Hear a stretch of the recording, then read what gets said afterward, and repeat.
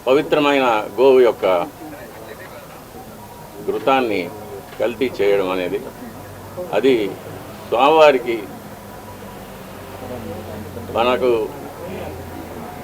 జీవితాన్ని ఇచ్చే స్వామివారికి ఇటువంటి అపచారం జరగడం అనేది చాలా విచారకరమైన విషయం. ఇవన్నీ చూసే పాపం కూడా మనం చేశామా అనిపిస్తుంది ఒక్కొక్కసారి.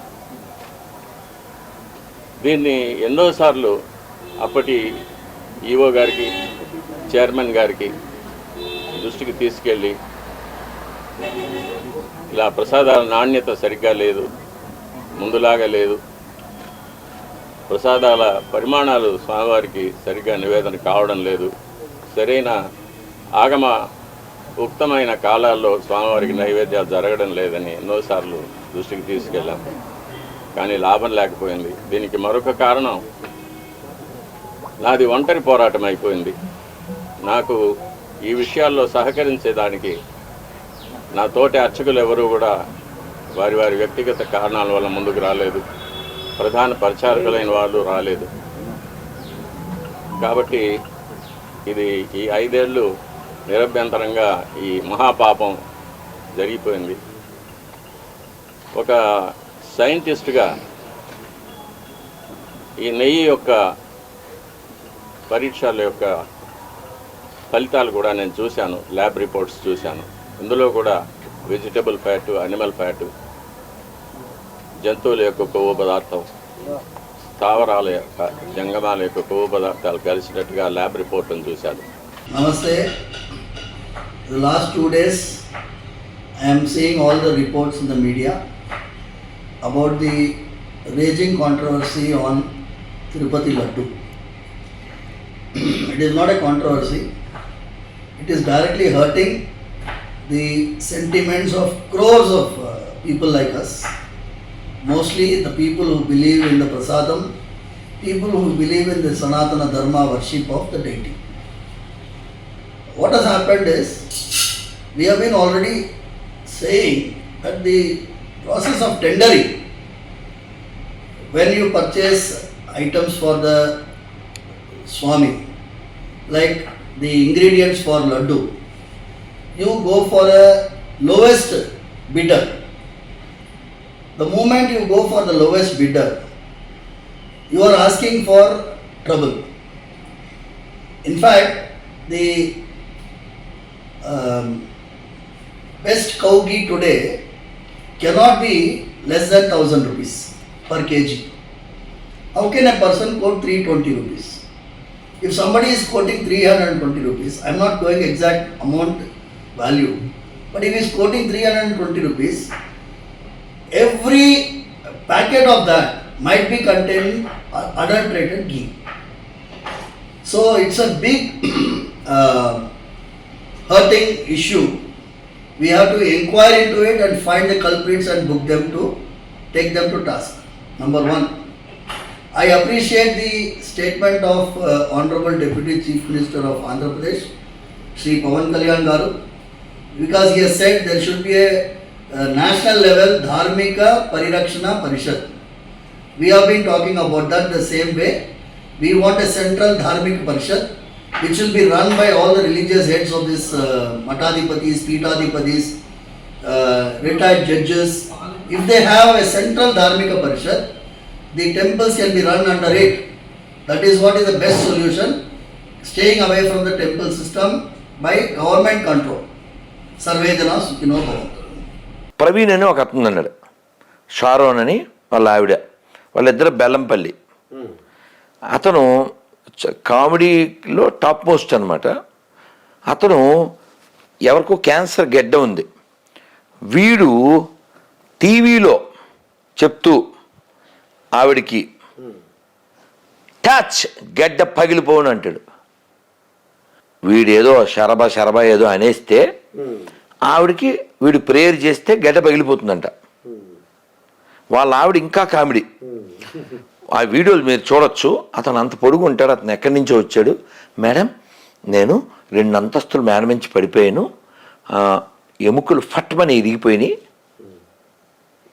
ఇక్కడ రాత్రి వచ్చి ప్రేయర్ చేయించుకున్న తర్వాత అవన్నీ అతుక్కుపోయినాయి, బై ద గ్రేస్ ఆఫ్ అని చెప్తాడు. ఇప్పుడు అతను ఎముకలు ఫట్మని ఇరిగిపోయినాయి అని చెప్పినప్పుడు ఆ వీడియోలో ఎవరో దాన్ని దాన్ని ఎడిటింగ్ చేసి అరేహా అని పెట్టారనమాట. అరేహా అనేది దుబాయ్సీనా? దుబాయ్సీన్ చాలా పర్ఫెక్ట్గా పెట్టారు.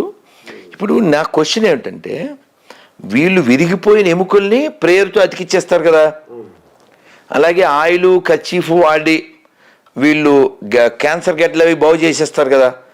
ఈ రెండు కాకి ఇంకా కామెడీ స్టార్ ఒకడు ఉన్నాడు, అతని పేరు శ్యామ్ కిషోర్, పుట్టోడు. అతను ఏలూరులో ఒక ముసలావిడికి వీడియో కాల్ చేశాడు. ఆవిడ పేరు అన్నమ్మ. మీరు ఆ వీడియో చూడాలి. అసలు అతని దెబ్బకి అసలు వెస్ట్ ఈస్ట్ 2 గోదావరి జిల్లాల్లో ఈఎన్టీ హాస్పిటల్ మూసేయాలి.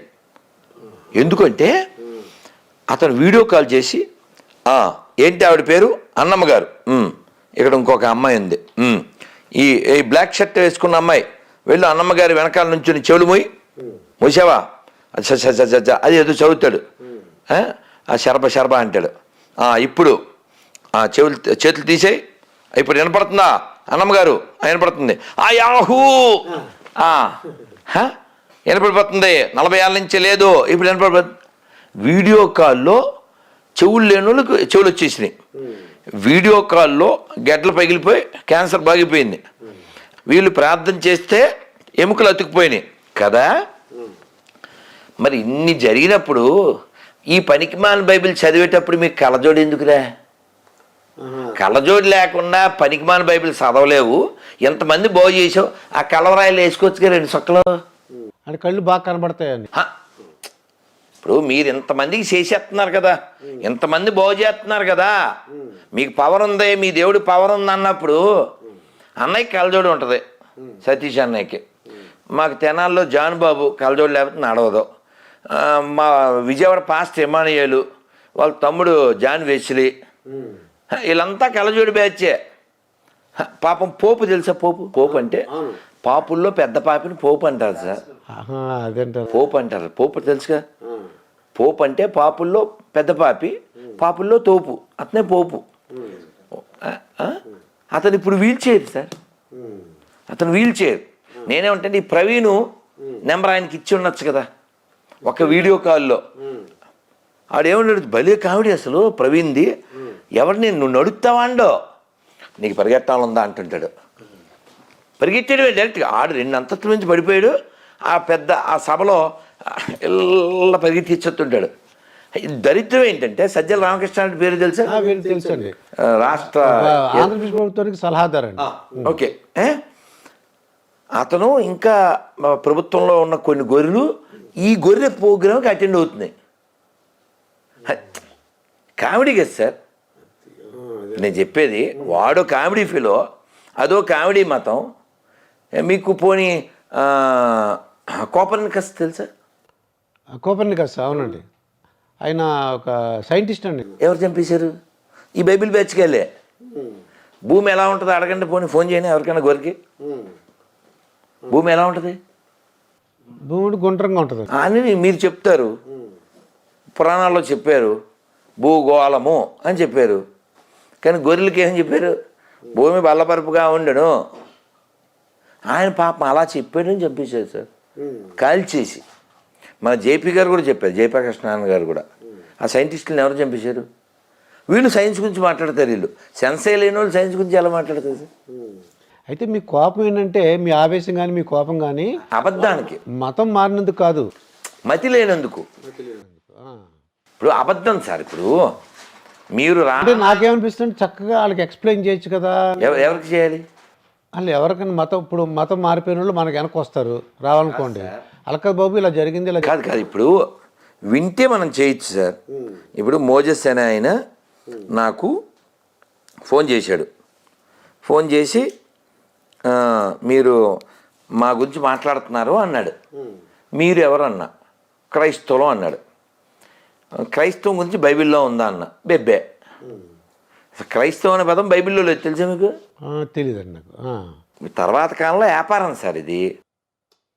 ఓన్లీ ఇప్పుడు క్రైస్తవం అనేది పొట్ట బట్ట తప్ప ఏముంది సార్? కొబ్బరి మట్ట. ఇప్పుడు ఎవరైనా మతం మారిపోతే అన్నీ బాగుపడిపోతాయి అన్నారు అనుకుందాం. అంటే నేను వాళ్ళు అడిగారు ఎందుకమ్మా ఇలా మారావని అడిగాను. అడిగితే ఇలా క్యాన్సర్ వచ్చింది క్యాన్సర్ వచ్చింది నిజమే, కానీ ఆన్సర్ వచ్చింది వాళ్ళకేమన్నా?